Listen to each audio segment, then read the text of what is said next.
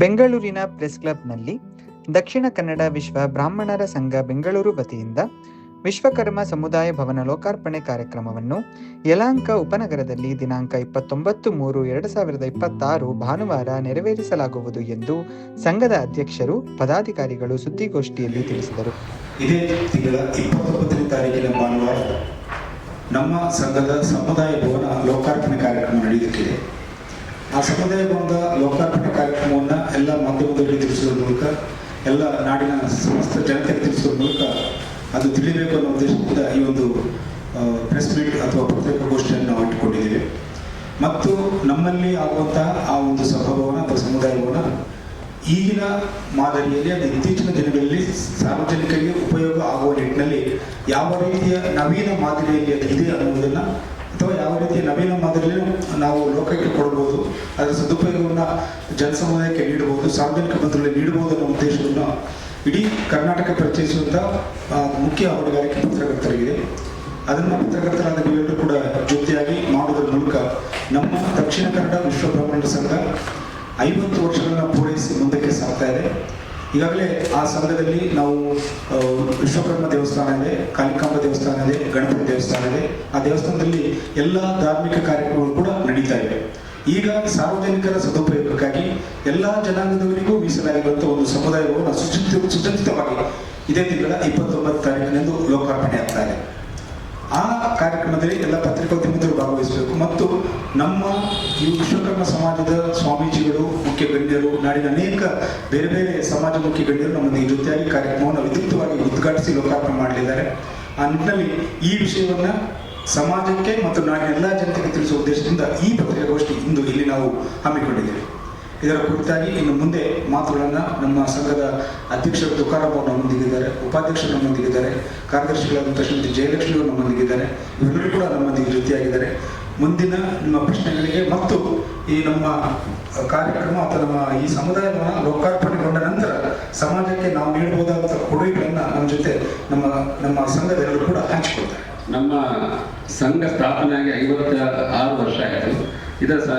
ಈಗ ಸಮುದಾಯ ಭವನ ಕಟ್ಟಿರುವ ಉದ್ದೇಶ, ನಮ್ಮಲ್ಲಿ ವಿಶ್ವಕರ್ಮರಲ್ಲಿ ಒಂದು ತುಂಬ ಬಡವರಿದ್ದಾರೆ. ಅವರಿಗೆ ಈ ಕಲೆ ಎಲ್ಲ ಮಾಡಿಕೊಂಡು ವಿಶ್ವಕರ್ಮರಿಗೆ ಗೊತ್ತಿರ್ಬೋದು.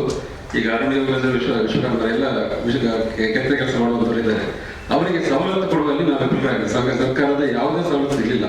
ಈ ಸಮುದಾಯ ಭವನದಿಂದ ಬಂದಂಥ ಆದಾಯದಲ್ಲಿ ಎಲ್ಲ ವರ್ಗಗಳು ಸ್ವಲ್ಪ ಮೇಲೆ ಬರಬೇಕು ಅನ್ನೋ ದೃಷ್ಟಿಯಲ್ಲಿ ನಮಗೆ ಸರ್ಕಾರ ಇದಕ್ಕೊಂದು ಸೈಟ್ ಕೊಟ್ಟು ಅದನ್ನು ನಾವು ಪರ್ಚೇಸ್ ಮಾಡಿ ಸಮುದಾಯವನ್ನು ಮಾಡಿದ್ದೇವೆ. ಇದರಲ್ಲಿ ಬಂದಂಥ ಇದನ್ನು ನಮ್ಮ ಸಮಾಜದವರಿಗೂ ಒಂದು ಒಳ್ಳೆಯ ಇದಕ್ಕೆ ಬಳಸಬೇಕು. ಮತ್ತು ವಿದ್ಯಾನಿಧಿ ಇದೆಲ್ಲ ಮಾಡ್ತಾ ಇದ್ದೀವಿ, ಮೊದಲಿಂದ ಮಾಡ್ತಾ ಇದ್ದೀವಿ, ಆದರೆ ಸಾಕಾಗ್ತಾ ಇಲ್ಲ. ಅದಕ್ಕೋಸ್ಕರ ನಾವು ಅದನ್ನು ಮಾಡ್ತಾ ಇದ್ದೀವಿ. ಈ ಸಮುದಾಯ ಒಂದು ಆಧಾರದಿಂದ ನಮ್ಮ ಸಮಾಜದವರಿಗೆ ಒಂದು ಈ ಉದ್ಯೋಗ ಆಗಲಿ, ವಿದ್ಯೆ ಆಗಲಿ, ಅಥವಾ ಈ ಕುಲಕಸಬ ತುಂಬ ಈಗ ಗೊತ್ತಿರುವ ಚಿನ್ನ ಕೆಲಸ ಅಥವಾ ಮರದ ಕೆಲಸ ಎಲ್ಲ ಕಷ್ಟ ಇದೆ. ಮಾಧ್ಯಮ ಮಿತ್ರರಿಗೆ ನಮಸ್ಕಾರಗಳು. ನಾವು ದಕ್ಷಿಣ ಕನ್ನಡ ವಿಶ್ವ ಬ್ರಾಹ್ಮಣ ಸಂಘ ಯಲಹಂಕ ಬೆಂಗಳೂರು ಇದರಿಂದ ಪದಾಧಿಕಾರಿಗಳು ಮತ್ತೆ ಸದಸ್ಯರು ಬಂದಿದ್ದೇವೆ. ನಮ್ಮ ಸಂಘ ಸ್ಥಾಪನೆಗೊಂಡು ಇಂದಿಗೆ ಸುಮಾರು 54 ವರ್ಷಗಳಾಯಿತು. ಉದ್ಯೋಗ ನಿಮಿತ್ತ ಬೆಂಗಳೂರಿಗೆ ಬಂದು ನೆಲೆಸಿ ಸಂಘವನ್ನು ಸ್ಥಾಪನೆ ಮಾಡಿ ಸಮಾಜಕ್ಕೆ ಒಳ್ಳೆಯ ಕಾರ್ಯಕ್ರಮಗಳನ್ನು ನೀಡಬೇಕು ಎಂದು ಇದನ್ನು ಸ್ಥಾಪನೆ ಮಾಡಿದ ಉದ್ದೇಶ. ನಮ್ಮ ಸಮಾಜದ ಸ್ವಾಮೀಜಿ ದ್ವಯರು ಪರಮ ಪೂಜ್ಯ ಜಗದ್ಗುರು ಕಾಳಾಸೇಂದ್ರ ಸರಸ್ವತಿ ಮಹಾಸ್ವಾಮಿಗಳು, ಅವರು ಪಡಗುತ್ತಿಯರು, ಅವರು ಬರ್ತಾರೆ. ಆಮೇಲೆ ಇನ್ನೊಂದು ಜಗದ್ಗುರುಗಳಾದ ಶ್ರೀ ಶಿವಸುಜ್ಞಾನ ತೀರ್ಥ ಮಹಾಸ್ವಾಮಿಗಳು ಅರೆಮಾದನಹಳ್ಳಿ ಅವರಿಗೂ ನಮಸ್ಕಾರ. ನಾವು ದಕ್ಷಿಣ ಕನ್ನಡ ವಿಶ್ವ ಬ್ರಾಹ್ಮಣ ಸಂಘದ ಬಂದು ಇಲ್ಲಿ ಪ್ರೆಸೆಂಟ್ ಮಾಡ್ತಿದ್ದೇವೆ. ನಮ್ಮ ಸಂಘ ಸ್ಥಾಪನೆಯಾಗಿ ಸುಮಾರು ಒಂದು 56 ವರ್ಷ ಆಗಿದೆ. ಆವತ್ತಿಂದಲೂ ನಮ್ಮ ಹಿರಿಯರು ಬಹಳ ಕಷ್ಟಪಟ್ಟು ಆ ಜಾಗ ಉಳಿಸ್ಕೊಳ್ಳಿಕ್ಕೆ ಬಹಳ ಕಷ್ಟ ಇತ್ತು. ಎಲ್ಲ ಕಡೆ ಹೋಗಿ ಜನಗಳಲ್ಲಿ ಡೊನೇಷನ್ ತಗೊಂಡು ಅದನ್ನು ಉಳಿಸಿ ಬೆಳೆಸ್ಕೊಂಡು ಬಂದಿದ್ದಾರೆ. ಸುಮಾರು ಒಂದು 25 ವರ್ಷ ದಾಮನ ಊಟ ಮಾಡಿದ್ದೇವೆ. ಅಲ್ಲಿ ಆವತ್ತಿನ ಸಣ್ಣ ಪುಟ್ಟ ಕಾರ್ಯಕ್ರಮಗಳು ನಡೀತಾ ಇದೆ. ಮದುವೆ ಉಪನಯನ ಇರ್ಬೋದು, ಸೀಮಂತ ಇರ್ಬೋದು, ನಾಮಕರಣ, ಹಾಗೆ ಮದುವೆ ಸಹ ಹೊರಗಡೆ ಗ್ರೌಂಡ್ ಅಲ್ಲಿ ಸಾವೇನು ಹಾಕಿ ಮದುವೆ ಸಹ ನಡೀತಾ ಹೋಗುದು. ಅದಾದ ಮೇಲೆ ಹೆಜ್ಜೆ ಮಂಟಪ ಅಂತ ಮಾಡಿದ್ದೀವಿ. ಸುಮಾರು 1 ಕೋಟಿಗೂ ಮಿಕ್ಕಿ ಖರ್ಚಾಗಿದೆ ಸೋಮನಾಥಾಚಾರ ಕಾಲಾವಧಿಯಲ್ಲಿ. ಅಲ್ಲಿ ಸಹ ಸಾಕಷ್ಟು ಕಾರ್ಯಕ್ರಮಗಳನ್ನು ಮಾಡ್ಕೊಂತ ಹೋಗಿದ್ದೇವೆ. ಹಾಗೆ ಎಲ್ಲ ಸಹಕಾರದಿಂದ ಕರ್ನಾಟಕ ಬ್ಯಾಂಕಲ್ಲಿ ಲೋನ್ ಮಾಡಿ ಸುಮಾರು 3 ಕೋಟಿ ಲೋನ್ ಮಾಡಿ ತುಕಾರಾಮಾಚಾರ್ಯರ ಅಧ್ಯಕ್ಷತೆಯಲ್ಲಿ ಸಮುದಾಯ ಭವನವನ್ನು ಇನ್ನು 2 ದಿವಸ ನಾನು 29/3/26 ಭಾನುವಾರದಂದು ಲೋಕಾರ್ಪಣೆಗೊಳ್ಳಿದೆ. ಅದಕ್ಕೆ ನಮ್ಮ ಸಂಘದ ಎಲ್ಲ ಸದಸ್ಯರು ಸಹ ಶಕ್ತಿ ಮೀರಿ ತಮ್ಮ ಕೈಲಾದಂಥ ಒಂದು ಧನ ಸಹಾಯವನ್ನು ಮಾಡಿದ್ದಾರೆ. ಹಾಗೆ ಸರ್ಕಾರದಿಂದ ಸಹ ಒಂದು 20 ಲಕ್ಷ ಅನುದಾನ ಬಂದಿದೆ, ಸ್ಟಾರ್ಟಿಂಗ್ ಅಲ್ಲಿ ಬಂದಿತ್ತು. ಅದನ್ನು ಕೂಡ ನಾವು ಸ್ಟಾರ್ಟ್ ಮಾಡಿದ್ದೀವಿ. ಹಾಗೆ ಲೋನ್ ಆದ್ಮೇಲೆ ನಾವು ಕಾರ್ಯವನ್ನು ಕೈಗೆತ್ತಿಕೊಂಡು ಸಂಪೂರ್ಣಗೊಳಿಸಿದ್ದೇವೆ. ಅದಕ್ಕೆ ನಮ್ಮ ಅಧ್ಯಕ್ಷರು ಹಾಗೂ ನಮ್ಮೆಲ್ಲ ಪದಾಧಿಕಾರಿಗಳ ಹೋರಾಟ ತುಂಬಾ ಇದೆ. ಮುಂದೆ ಅದರಿಂದ ಬಂದಂತ ದುಡ್ಡಲ್ಲಿ ನಾವು ಇನ್ನು ಮುಂದೆ ಸಾಕಷ್ಟು ಯೋಜನೆಗಳನ್ನು ಕೈಗೊಂಡು ಮಾಡಲಿಕ್ಕಿದೆ. ನಮಗೆ ಜಾಗ ಕೊಟ್ಟಂತ ಉದ್ದೇಶ ಪಂಚ ಕಸುಬುಗಳಿಗೆ ಶಾಲೆ ತರಬೇತಿ ಕೇಂದ್ರ ಮಾಡಬೇಕನ್ನೋದು ಉದ್ದೇಶ ಕೊಟ್ಟಿರುವಂತದ್ದು. ಬಟ್ ನಾವು ಮೊದಲಿಂದ ಮಾಡ್ಲಿಕ್ಕೆ ಆಗಲಿಲ್ಲ, ಯಾಕಂದ್ರೆ ನಮಗೆ ದುಡ್ಡಿಲ್ಲ. ಈಗ ಏನಾದ್ರು ಇದರಿಂದ ಫಂಡ್ ಬಂದ್ರೆ ಆ ದುಡ್ಡಲ್ಲಿ ಒಂದು ನಮ್ಮ ಬಡ ಜನರಿಗೆ ಅನುಕೂಲ ಆಗುವ ಹಾಗೆ ಸಾಕಷ್ಟು ಒಂದು ಯೋಜನೆಗಳನ್ನು ಹಾಕೊಂಡಿದ್ದೇವೆ. ಹಾಗೆ ಅದರಿಂದ ನಮ್ಮೆಲ್ಲ ಬಡವರಿಗೆ ಒಂದು ಹೆಲ್ಪ್ ಆಗುವಂತ ಒಂದು ಕಾರ್ಯವನ್ನು ಮಾಡಬೇಕು. ಹಾಗೆ ಇದರಲ್ಲಿ ಸಮುದಾಯ ಭವನದಲ್ಲಿ ನಮ್ಮವರಿಗೆ ಒಂದಿಷ್ಟು ಪರ್ಸೆಂಟ್, 10% ಈ ತರ ಡಿಸ್ಕೌಂಟ್ ರೂಪದಲ್ಲಿ ನಾವು ಕೊಡ್ತೇವೆ. ಹಾಗೆ ಬೇರೆ ಎಲ್ಲ ಜನಾಂಗಗಳಿಗೂ ಸಹ ಅಲ್ಲಿ ಕಾರ್ಯ ಮಾಡಲಿಕ್ಕೆ ನಾವು ಅನುವು ಮಾಡಿಕೊಡ್ತೇವೆ.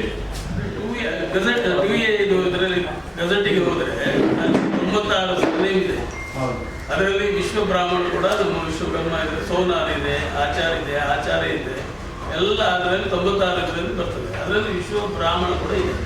ಸಮುದಾಯ ಭವನ ಬರೀ ಪ್ರೋಗ್ರಾಮ್ಸ್ ಇಟ್ಕೋತೀರಾ, ಇಲ್ಲ ನಿಮ್ಮ ಎಜುಕೇಶನಲ್ ಪ್ರೋಗ್ರಾಮ್ಸ್ ಮತ್ತೆ ಬೇರೆ ಸಮಾಜದ ಎಲ್ಲ ವರ್ಗದ ಜನರಿಗೆ ಕೊಡ್ತೇವೆ. ಎಲ್ಲರಿಗೂ ಬೇರೆ ಕಾರ್ಯಕ್ರಮ ಸ್ಕೂಲ್ ಇದ್ದು ಅದಕ್ಕೆಲ್ಲ ಕೊಡ್ತೀವಿ. ಒಂದೇ ರೇಟ್ ಇರುತ್ತಾ? ಇಲ್ಲ, ಬೇರೆ ಬೇರೆ. ಅದೇ ನಿಮ್ಮ ಈ ಸಮುದಾಯ ಅಂತ ಹಾಕಿದ್ರಲ್ಲ, ನಿಮ್ಗೂ ಅವರು ಇರ್ತಕ್ಕಂಥ ವ್ಯತ್ಯಾಸ ಏನು? ಸ್ವಲ್ಪ 30% ಕಡಿಮೆ ಇರ್ಬೋದು. ಈಗ ಚಿತ್ರದುರ್ಗ ಸೈಡಲ್ಲಿ ವಿಶ್ವಕರ್ಮ ಅಂತ ಅವರು ಸಂಘ ಮಾಡ್ತಾರೆ. ಅವರಿಗೆ ನಮಗೆ ಸರ್ಕಾರದಿಂದ ಯಾರು ಜಾಗ ಕೊಟ್ಟಿದ್ರೆ ನಾವೊಂದು ಸಮುದಾಯ ಭವನ ಮಾಡ್ತೀವಿ. ಈ ತರ ವಿಶ್ವಕರ್ಮದವ್ರಿಗೆ ನೀವು ಪ್ರಪೋಸ್ ಮಾಡ್ತೀರಾ?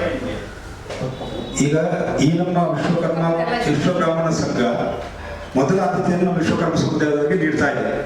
ಒಟ್ಟಿನಲ್ಲಿ ಮೊದಲ ಆದ್ಯತೆ ಅಂದ್ರೆ ಏನು? ಮೊದಲಾದ್ರೆ ಇವತ್ತು ಬೇರೆಯವರು ಬಂದು ಬುಕ್ ಮಾಡ್ತಾರೆ, ಅದಲ್ಲ ಬೆಲೆಗೆ. ಅದು ನಾನು ಹೇಳ್ತಾ ಇರೋದು ನಮ್ಮ ಕುಲ ಬಾಂಧವರಿಗೆ ಆದ್ಯತೆಯನ್ನು ಕೊಟ್ಟಿಗೆ. ನಾವು ಒಳ್ಳೆ ತುಂಬಾ ವಿದ್ಯಾಭ್ಯಾಸದಲ್ಲಿ ಹಿಂದಿದ್ದು ಒಳ್ಳೆ ಅಂಕ ಪಡೆದವರಿಗೆ ಪ್ರತಿ ವರ್ಷವೂ ಕೂಡ ನಾವು ಅವರಿಗೆ ಬಹುಮಾನ ಕೊಡುವಂತ ಕೆಲಸ ಮಾಡ್ತಾ ಇದ್ದೀವಿ ವಿಶ್ವಕರ್ಮ ಪೂಜೆ ದಿವಸ.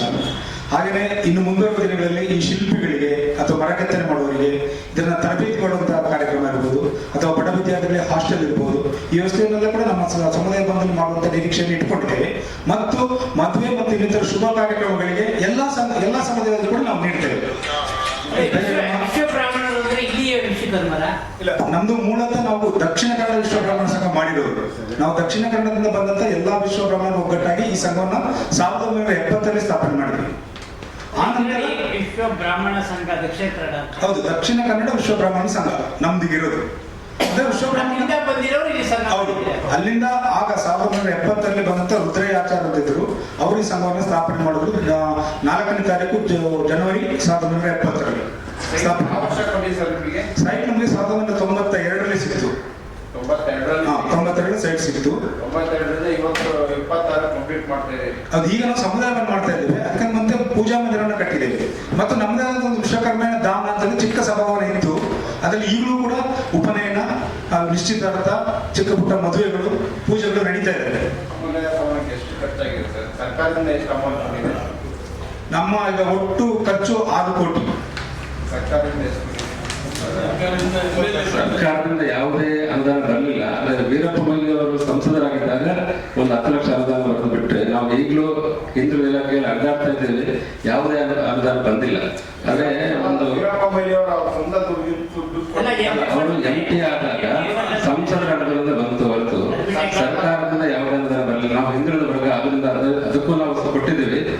ಆದರೆ ಅದು ಇನ್ನು ಬಂದ್ರೆ ನಮ್ಮ ಸ್ಥಳೀಯ MLA ವಿಶ್ವನಾಥ್ ಅವರು ಅದು ಸ್ವಲ್ಪ ಸಹಕಾರ ನೀಡಿದ್ದಾರೆ, ಇನ್ನು ಹೇಳಿದ್ದಾರೆ, ಭರವಸೆ ನೀಡಿದ್ದಾರೆ. ಇನ್ನು ನಾವು ಅದರ ನಿರೀಕ್ಷೆಯಲ್ಲಿದ್ದೀವಿ. ಇದನ್ನು ನಾವು ಆದಷ್ಟು ಸಾಲ ತಗೊಂಡೇ ಮಾಡಿದ್ದೀವಿ. ನಮ್ಮ ಸಮುದಾಯ ಇಷ್ಟವರೆಗೆ ನಾವು ಹಿಂದುಳಿದ ಭಾಗದಲ್ಲಿ ಬರ್ತಿದ್ದ ಕಾದು ಯಾವ ಥರದಲ್ಲಿ ಬರಲಿಲ್ಲ.